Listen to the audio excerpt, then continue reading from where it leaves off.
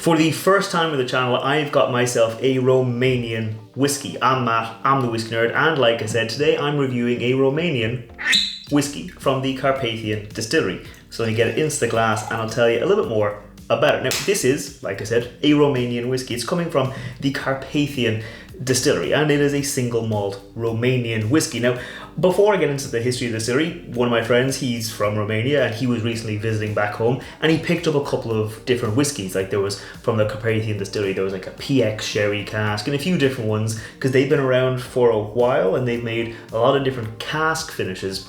But this one here was the one that caught our eye the most. A whiskey that was aged exclusively in, and I'm probably going to say this wrong, Feteasca Neagra wine cask. And a Feteasca Neagra is, if you translate to English, it's a black maiden or a black young lady, because the grapes, they're really, really dark. So they have this really thick skin, and when you make a red wine out of it, yes, you'll get a very sweet wine, but because the skins are so thick and they have a lot of colour to them, you actually end up with this wine. I'll see if I can put a picture of it up there, but it actually is really, really, it's not black, but it's closer to black than it is closer to red. So you get this really, really rich whiskey, and as you can see, a really rich wine, as you can see, it's had a very great impact on the kind of just on this whiskey here. It's given it a really good colour. So it really caught our eye. He said, hey, do you want to borrow the bottle?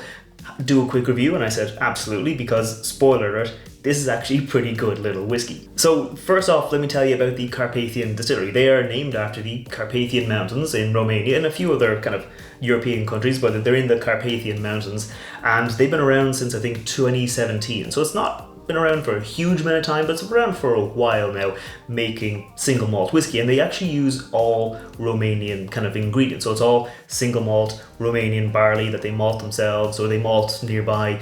They use casks, in this case, with Romanian wine, and in fact the actual distillery, the company that owns the distillery, owns the vineyard where that Feteasca Neagra, the Black Maiden wine, was produced. So this is all very kind of like local, kind of not artisanal, but it's very local, and it's good to see them saying like, look, we're a Romanian distillery. Sorry saying that 5 times fast. We're a Romanian distillery, let's use Romanian wine. They have got like rum casks and Pinot Noir casks and bourbon casks, but they said let's use a Romanian wine, and this here was aged exclusively in that Romanian wine cask. This here is a single malt Carpathian whiskey, cask number 3218 on its bottle number 340 of 427, bottled in 2023, and is aged, like I said, in that Feteasca Neagra cask. It comes in at 46% alcohol by volume, is non-chill filtered, and is natural colouring. And if you look at the front of this bottle, I'll put a picture of it up there so you can see, they're very proud saying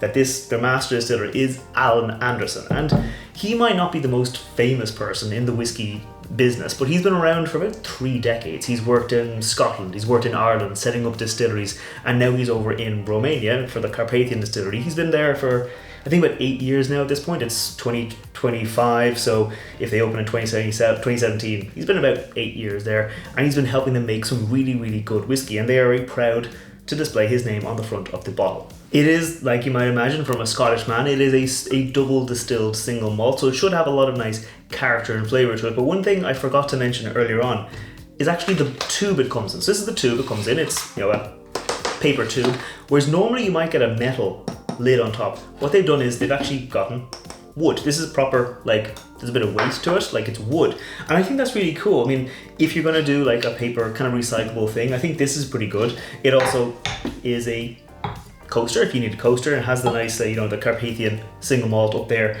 and I think it just is a nice little touch to have a wooden stopper on your cork tube, on your bottle tube, just because it makes it a little bit different. It's a little bit more kind of eco-friendly, I guess, because you can recycle that bottled stopper, whatever you want to call the top, really easy, and it is a coaster at the end of the day if you want to keep it. So just one little kind of nice little touch I really enjoyed. But enough about the tube, enough about the distiller. Let's get into the whiskey and see how good it is. Although, spoiler alert, like I said, it is pretty good. Cheers.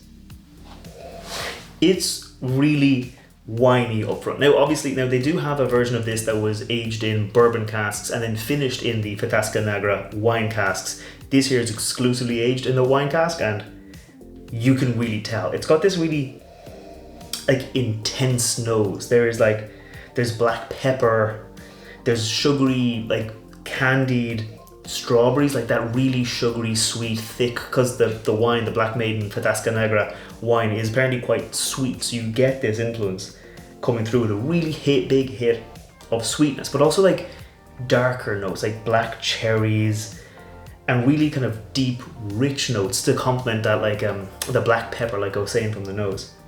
Like you can definitely still tell this is a single malt whiskey because you got this really nice, rich, like cooked grains, roasted malt, that malted barley. It's not like a herbal malt, it's like a really roasted, cooked malt, like malt biscuits kind of note coming through. And like the more I sit with it, the more I get this like really crisp cookie, almost like a ginger snap cookie, where you get this bit of spice, you get these really nice cooked grains, and you get this biscuity note that comes through with that lovely, really rich red wine, Feteasca Neagra wine. Also, if I'm saying this wrong, let me know how I should be pronouncing it down below, because my friend from Romania, he pronounced it like 5 times in front of me. Every time he pronounced it a little bit different, so I'm trying my best here, but that wine cask has given it a really great note on the nose. So let's go in for the palate and see how it is. Cheers. Again, the palate is really rich and intense with roasted grains and that wine influence. It almost feels like there's a lot of tannins coming through, like I'm getting the wine influence in my cheeks there, and it almost feels as if like I've actually tasted a bit of wine and a bit of whiskey. I've had a few cocktails where there's like a wine and a whiskey mix, like a New York sour, where you get that wine float up top. And yeah, that's kind of coming through here, where I get that wine character with the whiskey. It's really nice, intense, like I said, again, spicy, black pepper, black cherry, really rich on the palate. Like it gives you this really nice, rich feeling. And then because it's got those tannins, you start to salivate and you actually get that feeling coming through. So I'm gonna go in again, see if I can find more like other fruity notes. Is there anything behind the wine? Cheers. Short answer, no. There's not really much behind the wine, but that's what you'd be kind of expecting. Now, as I'm talking on the finish, I'm getting a bit of vanilla, but bringing it back to the palate, it's really rich. It's wine, there's a bit of orange peel, like, but dried orange peel, like Christmas spices, not like baking spices with like, you know, cinnamon and nutmeg. Like, yeah, you've got those, but also a bit of clove, a bit of star anise, and like dried orange peel, like really like dried out orange peel. The same kind of spices you use almost in like a mulled wine. And that's the kind of flavor you get through here. You get the malted barley and you get this big hit of wine, as you'd be expecting for a whiskey entirely aged in wine casks. So I'm gonna go in again, focus on the finish, because like I said, there's a little bit of something different in there. Cheers. Okay, the finish is, I'd say, medium. I wouldn't say super long. I'd say it's definitely on the medium, but longer than you might expect for a 46%. Like that wine influence is there. You get the candied fruits. They fade off, not quickly, but they fade off pretty quickly into the finish.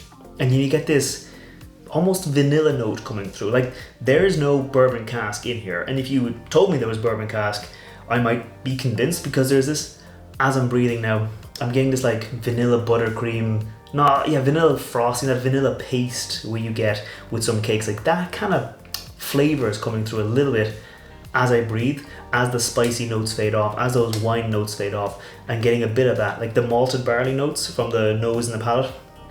They're not really present in the finish. Like I got a little bit of like at the start, but then they fade off fairly quickly. But it's a nice little whiskey, I guess.